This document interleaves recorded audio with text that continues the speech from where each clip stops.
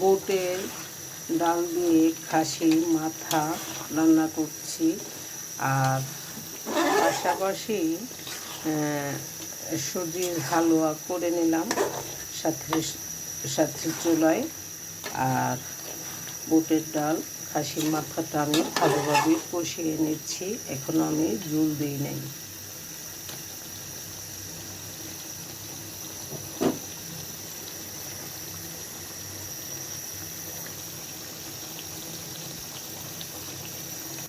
ভালোভাবে কষিয়ে দিয়ে দিলাম জল।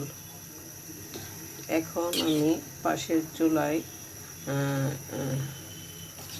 হালুয়াটা সুজির হালুয়াটা করে নিয়েছি, আর এখন পাশের চুলার আমি চালের রুটিটা করে নিই, সাথে থাকে।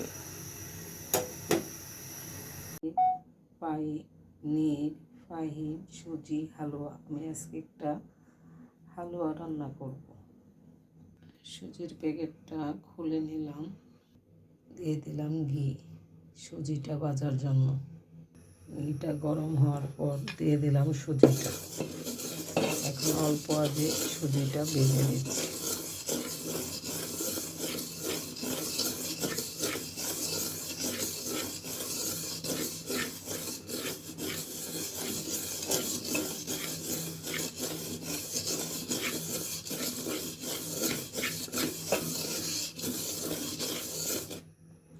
অল্প আছে সুজিটা খুব ভালোভাবে ভেজে নিলাম, আর এই পর্যায়ে দিয়ে দিচ্ছি এলাচ, দারচিনি, তেজপাতা, কিশমিশ।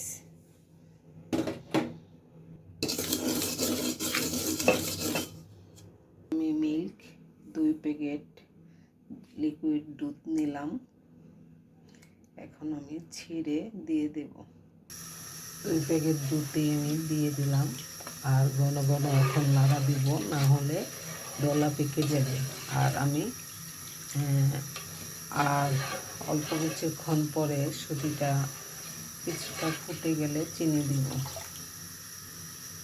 দিয়ে দিচ্ছি অল্প একটু লবণ। আর সুজিটা কিছুটা ফুটে গেছে, এখন আমি শুরুতে 1 কাপ চিনি দিলাম।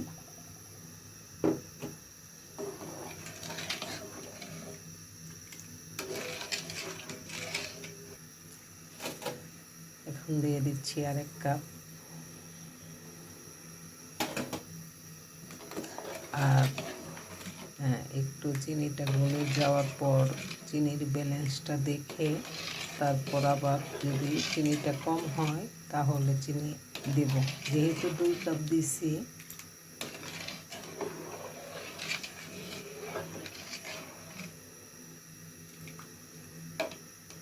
চিনিটা আমি দেখলাম চিনিটা কম হলো, আমি 3 কাপ চিনি দিয়ে দিলাম।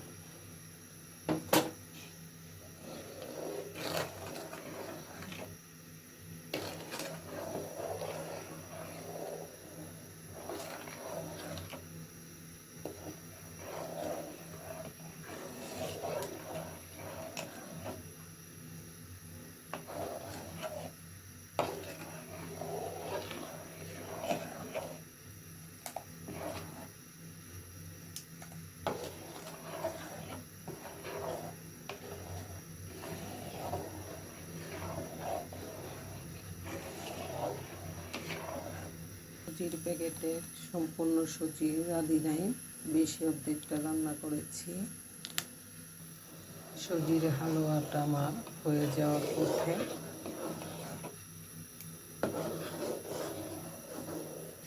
হালুয়াটা আমার হয়ে গেল, আর যেহেতু সুজির হালুয়া ঠান্ডা হলে ঘন হয়ে যাবে, এখন আমি এই পর্যায়ে হালুয়াটা নামিয়ে নেব। খাসির মাথা দিয়ে বুটের ডালটা আমার হয়ে গেছে, এখন আমি চালের রুটিগুলো ভেজে নেব।